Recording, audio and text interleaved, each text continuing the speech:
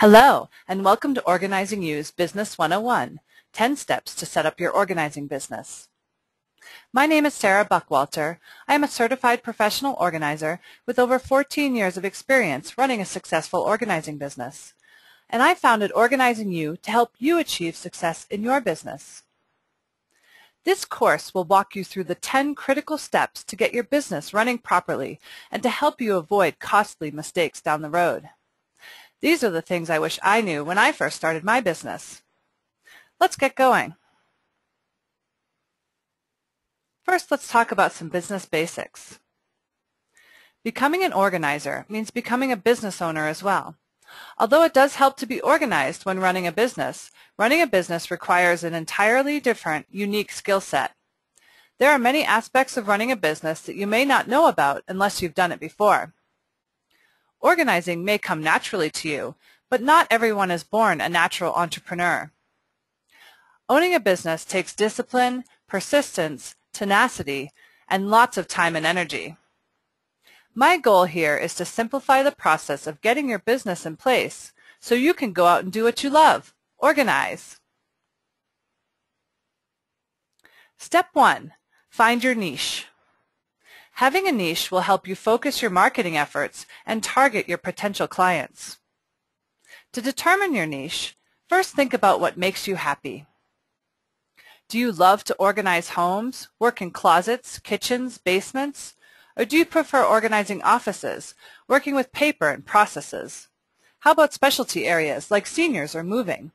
Or clients with special needs such as hoarding or ADD? Let's do a little visualization. Close your eyes and picture yourself walking into a space. Is it a home or an office space? Now imagine it's disorganized. Oh no!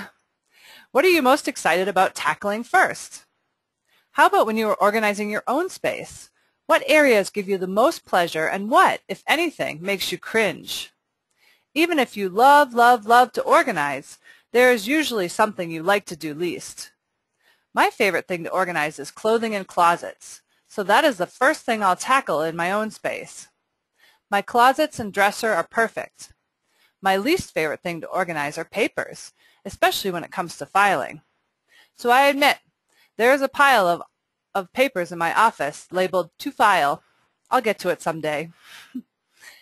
If you are not sure, you can certainly start out by trying all different areas and figuring out what you like and don't like as you go. The best way to do this is by helping people you know. Offer a free session to friends and family in their homes and even offices. This will give you the opportunity to test your skills and figure out what you like to do best in a comfortable, no-pressure setting. Make sure you are offering your free services to those who will provide you with constructive feedback so you can get an idea of not only what you like to do, but also what you might be naturally skilled at and areas where you might need a little more practice. Step 2. Decide on a name. Choose your name wisely. It's more important than you think. It's an integral part of your marketing strategy and your brand. It's not only about who you are and what you want to do. It's also about how someone might search for you. Are you geographically focused? Do you plan to expand beyond your current area? Consider the big picture. How do you envision your business in 5 or 10 years? You don't want to have to change your business name and URL later after you've put time and money into marketing and building your brand. Take it from me. I'm on my third business name in 14 years, and I don't even want to think about how much that's cost me. Choosing a name is important, but it's also fun. Sometimes it's difficult to choose just one. You can get really creative here. Do a brainstorming session and write down any names that come to you. Some things to think about are, what type of image do you want to project? What type of organizing are you focusing on? What is the geographic area that you are targeting? How does it sound to say the name out loud, over and over again? You'll say it a lot in the course of your career. Is it easy to remember? Does it tell people what you do? And is the .com available? Once you have narrowed it down, remember to ask yourself if it matches your vision of where you want your business to go. And remember that your name is you. Like your niche, choose a name that feels right to you. When I started my company in 2000, there were very few organizers and I could have had just about any name. But I didn't consider my long-term objective. I named my company Be Free. This came from my desire to get out of corporate America and work for myself, literally to be free. After a few years, I found the name didn't suit me or my organizing style. In fact, a client pointed that out to me. I am pretty practical and needed a more practical business name. So after much consideration, I had discussions with people I knew. A friend of mine said simply, "Your name should just describe what you do." Like waste management. That was the example he gave. "Nobody wonders what waste management does," he said. So with that, and considering searchability of a name, I chose Organizing Boston. This name was and is a tremendous success. I've had many organizers approach me over the years and say, "I wish I had thought of that name." Organizing Boston shows up at the top of search engines, and I get a ton of business through my website. However, as I grew, I wanted to expand beyond Boston. So how do I take a name like Organizing Boston and create a nationwide brand, especially without $1 million marketing budget?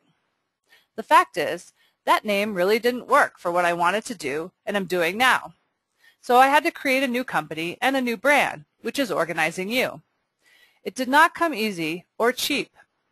So the moral of my story is, when choosing a name, think about it, discuss it, test it, and think about it some more before you commit to a name. So after your careful consideration, you'll probably come up with a few name options. The next step is to check online to make sure that somebody else isn't already using that name or it's been trademarked. You can do this by going to the following websites and typing in the name: ustpo.gov or google.com. Look at different variations of your name. Spell it differently, abbreviate it, reverse the words, and really make sure someone else doesn't have a very similar name that could cause issues down the road. You can trademark your name to protect it from use by someone else. It's important that you do your research beforehand. Not all names are eligible to be trademarked. Organizing Boston, for example, cannot be trademarked because it includes a geographic location. For more information, you can go to the USTPO's website and read their basic facts about trademarks. If you do want to move forward with a trademark, I would recommend hiring an attorney to help. The paperwork is very comprehensive, and if everything isn't just right, your application can get rejected, and the fee is non-refundable. Step 3, claim your domain. So now you have your name. Yay! Congratulations. The next step is to claim your domain name. A website is an important part of your business marketing strategy. You need to have one. You want to make sure your business name and domain name are the same to avoid any confusion. And .com is preferred and the most recognized extension. But oops, what if your name .com is not available? Other domain extensions are acceptable. There are many out there today: .org, .net, .biz, .expert, .guru. I mean, there's a ton of them. However, if you do choose to go with another extension, first check and see who has the .com. Make sure it is not a similar business. For one thing, it will cause confusion and people might end up on their website instead of yours. Even if the .com is not a competitor, you may end up with some confusion and people going to the wrong site. Even after 14 years as a NAPO member, I sometimes type in napo.com instead of napo.net and end up at the site for the National Association of Pizza Operators. It makes me hungry, quite frankly, and then I go get a snack instead of going to what I was going to do at the NAPO site. The other issue is that if your name is already being used by someone, you could potentially end up with a cease and desist from that company, which would mean you'd have to change your business name or risk being sued. There are many places you can go to purchase a domain name. I recommend purchasing your domain name through GoDaddy or WordPress because you can also design your site through these. So to check on the availability of a domain name, go to GoDaddy.com or WordPress.com and type in your name. If it's available, grab it. You may be able to register it immediately, or you will see that it is available for sale, and you can bid on it or purchase it from a third-party reseller. This is often much more expensive, but worth it if you're planning on building a strong brand. Step 4. Create your website. A great website is a must. It is an integral part of your business marketing. It is a great way to generate new business and reinforce your brand. Remember that your website is a reflection of you and your business, and design it accordingly. If you are tech savvy, you can do it yourself through a company such as GoDaddy or WordPress. GoDaddy has a lot of great and easy options to get you started, including creating a WordPress site. The benefit of building your site in WordPress is that you can easily create, manage, and publish the content on your website and blog. You can make changes and updates whenever you want. Keeping the content fresh on your website does wonders for your search engine optimization. Doing it yourself is fine when you're starting out and your budget is small, but I highly recommend hiring a web designer to give you a clean, professional site that is search engine optimized. If you are interested in hiring a professional to design your site, we've got a great offer from our favorite web design firm. We'll give you all that info at the end of the presentation. That concludes Lesson 1. Please continue to Lesson 2 for more on 10 steps to set up your organizing business.